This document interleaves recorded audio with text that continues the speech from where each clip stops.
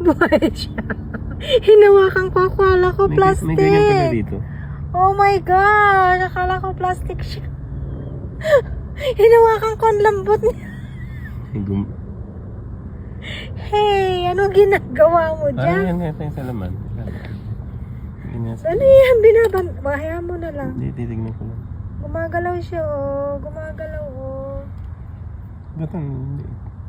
Ngayon, first time ko makakita niya, nakala ko plastic. Ako rin, kala ko rin. Ngayon lang ako nakakita ng ganyan. Gumagalaw yung Yan yung buntot niya. ginaya sa ano yung...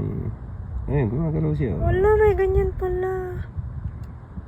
Nagulat ako, hinawakan ko. Hinawakan ko siya, bigla akong ano eh. Saan pinakain? Ewan ko. Parang nangihina siya. Ano yun, bagong panganak? Go now. O baka sa gabi siya ng ano? Ewan ko. Okay, you go. Bukas yung mata niya, no? Go now. Baka lang gamin ka dyan, ano? Parang ano? Buhaya na maliit. Yun yata yung sabi ni Salamander. Nandito sa ano ni auntie. Meron pa Ayun, oh, may nagbabantay kay auntie. May nagbabantay kay auntie yan. Bantay ni auntie. Okay ka lang dyan?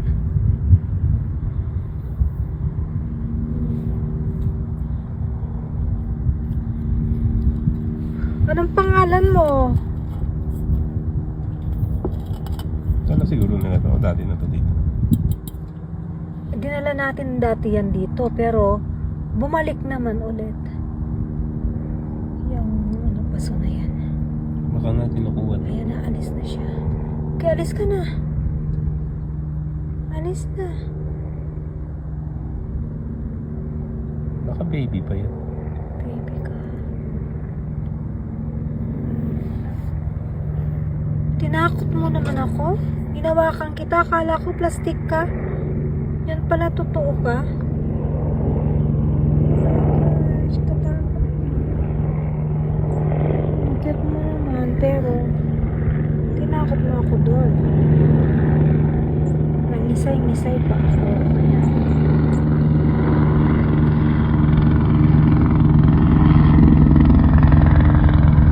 Parang tuko. Para siyang tuko eh. Okay, ito. Na parang ano. Parang manipis yung balat niya.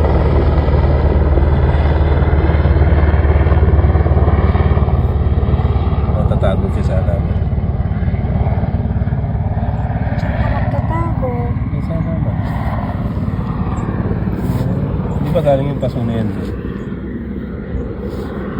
Nagtago na siya. Sumiksik Kaya mo na, kaya para kawawa naman. Kaya nga, maganda din tayo. Sinusok ko para makasiksik. Sinisiksik niya. Natutulog siguro sa gabi nga to. Sa gabi siguro gala na yun. Sinisiksik yung sarili niya yun. Yan. Kaya mag-hide ka na dyan. Diyan ka na. Yan. Siksik na siya.